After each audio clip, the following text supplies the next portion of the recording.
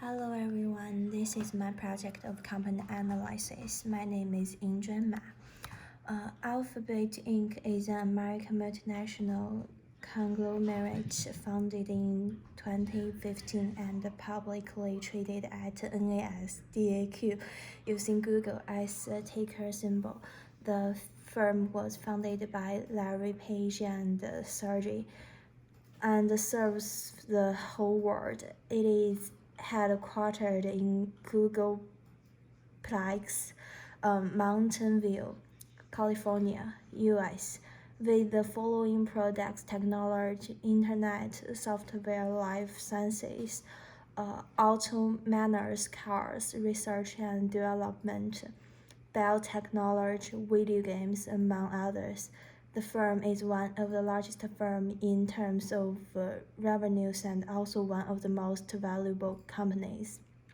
The firm, formerly referred to as Google Inc., was founded with the intention of creating a clear and more accountable organization while at the same time allowing autonomy of different companies operating diverse businesses.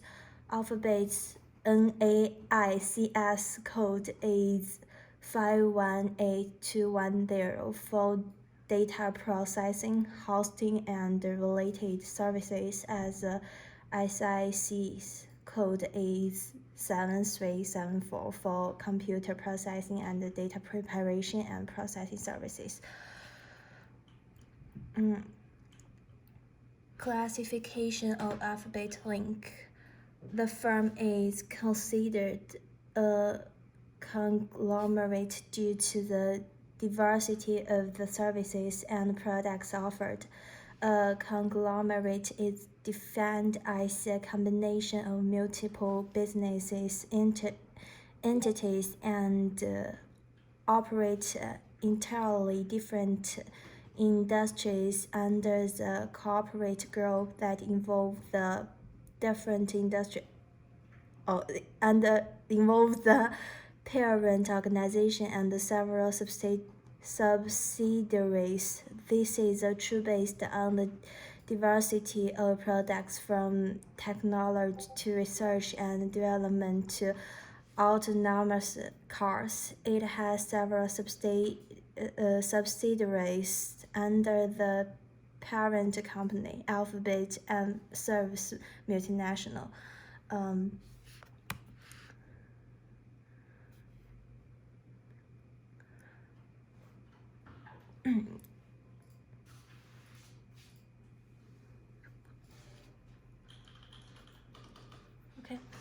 Company's approximate market share. Google is the market leader in global search engine market with a total market share of 19% of all search queries in the internet. It's close at competitors Microsoft, Bing, and Yahoo only manage 2.23% and 1.59% respectively, and China's leading search engine, Baidu, has a search engine market share of 1.6%. Google is therefore the dominant market player in the industry.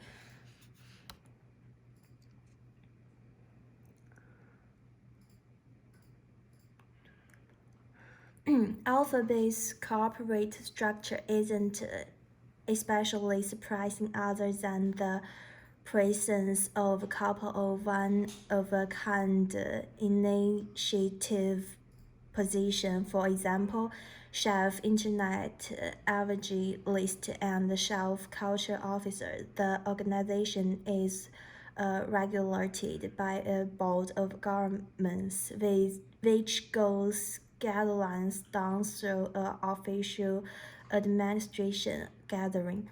This gathering manages a few offices, for example, engineering, products, legal, finance, and sales. Every one of these divisions is separated into little units. For example, the sales division has branches devoted to Americans, Asia Pacific and the Europe, the Middle East and Africa. In spite of the utilization of standard corporate authoritative structure, Google has built up a corporate culture dependent on giving representatives generous breathing space to grow new thoughts without unnecessary oversight. The firm is headed by the CEO as Larry Page and the Senior Vice President and CFO as Ruth Proudwell, a May founder. All two is the vice president and the chief accounting officer. Sergey Brin is the president, co-founder, and also a director, while the others are board of directors.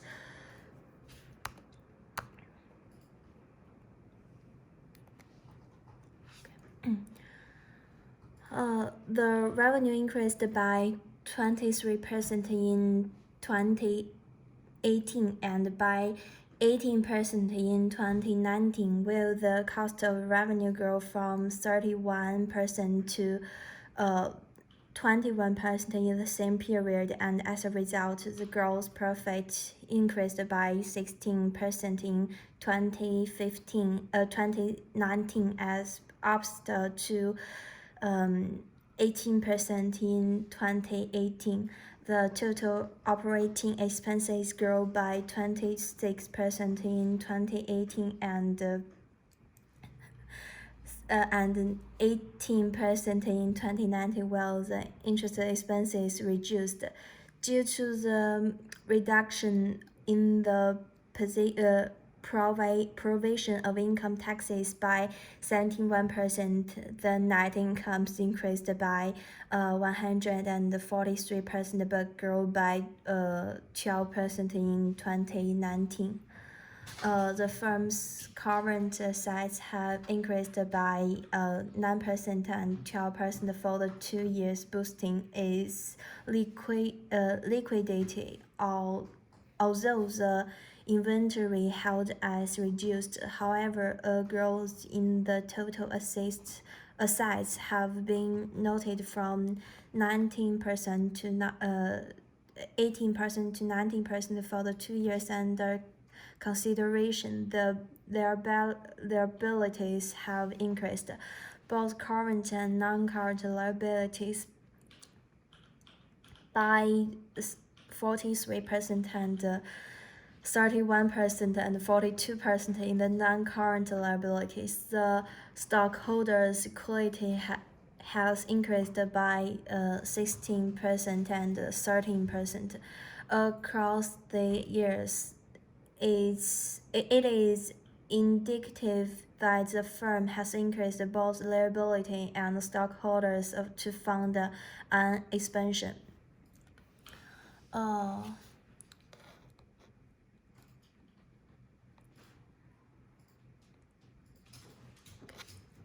Vertical income statement compares the items in income statement to the total sales in the given period. From the vertical analysis, the cost of revenue has been increasing each year as compared to sales, from 41.12% in 2017 to 43.52% in 2018, and finally to 44.42% in 2019, thus resulting in the consistent decline. The gross profit from 58.88% in 2017 to 45.58% in 2019.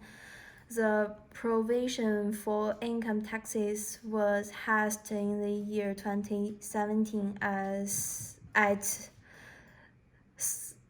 13.11% as compared to 3.05% in 2018 and 3.26% in 2019. hence low net profit margin in 2017.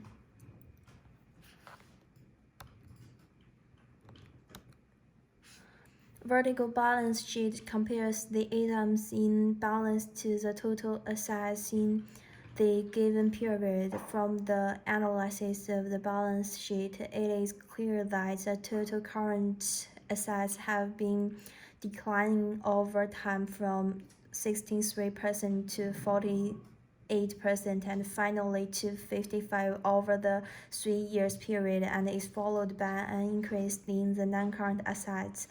This could be seen by consistent increase in net property, plant, and equipment, indicating that the company is investing more on non-current assets which are used to generate revenue.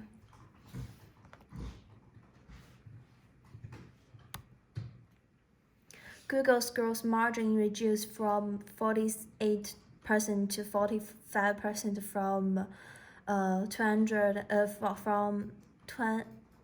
2018 to 2019, indicating that its profitability has reduced over years.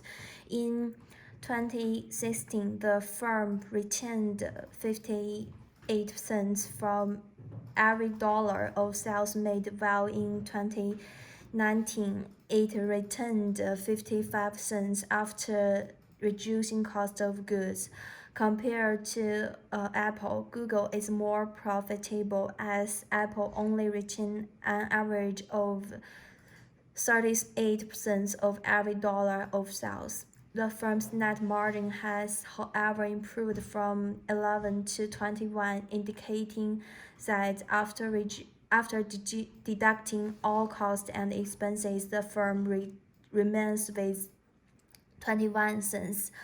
Apple also retains 21 cents from every dollar of sales made. From the assets turnover, a ratio that indicates how well a firm utilizes it to approximately 63 cents, while Apple yield an average of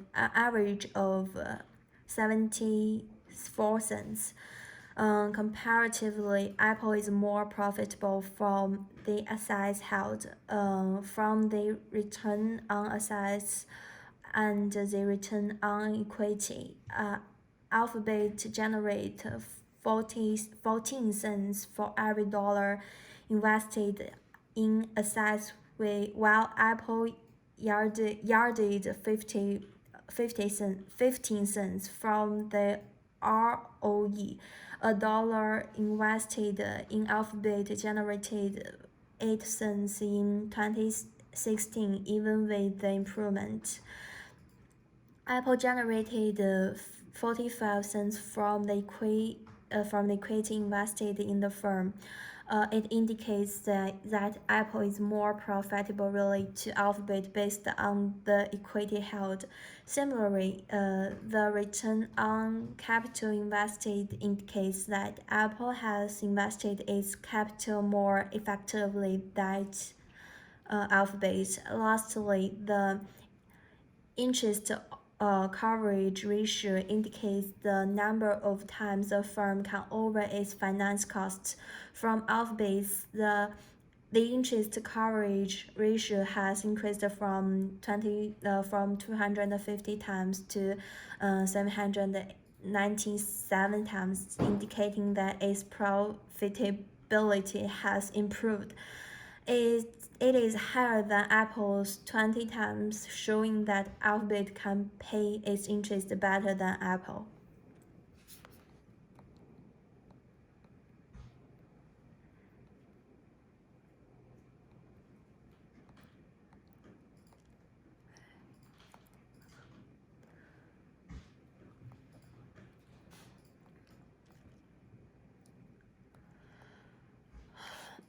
Alphabet's Alphabet liquidity has declined from 5.14 to 3.37 from 2016 to 2019, indicating that the firm has added more current obligation relative to the current assets in comparison to Apple. The Alphabet is more liquid as Apple has a current ratio of 1.54. However, both firms have more current assets than current liability, inferring that they can cover their current obligation with their current assets. The quick ratio identifies that the assets that can be quickly turned to cash and exclude items like inventory, as some firms' inventory take long to sell. Similarly, Alphabet's quick ratio of 3.25 is about Apple's of 1.38, indicating that Alphabet is more liquid. From the debt equity analysis, it indicates that most of the assets owned by the firm are equity funded. However, from Apple, 101% of the assets are debt funded, while Alphabet has 7% of the assets being financed by debt. Conclusively, Apple is more leveraged than Alphabet.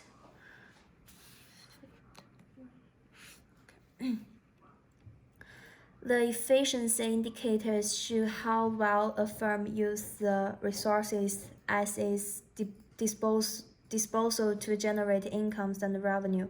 From the day sales outstanding, Alphabet takes longer to collect from the debtors, inferring that its debtors using supplies to fund other ventures using zero interest resources from the firm. The DSO is higher than Apple's 32 days, while Alphabet's is 42 days. Secondly, the days inventory, which show how long inventory stays in the firm before it is turned to cash, has increased from 4 to 5 days, indicating reduced efficiency. However, compared to Apple's 9.09, Alphabet turns its inventory faster. The payable period indicates that length of time takes a firm pay its creditors. The firm's payable period has increased from 20 days to 25, which is still lower than Apple's 115 days. The firm should thus remain with its creditors' debt a little longer to fund operations. Alphabet also posted a stronger cash conversion cycle, and from the receivables turnover and the inventory turnover, Alphabet has posted stronger metrics. The inventory turnover of Alphabet is 68 against Apple's 40, indicating that the firm turned inventory more times than Apple. In this case, Alphabet is more efficient than Apple.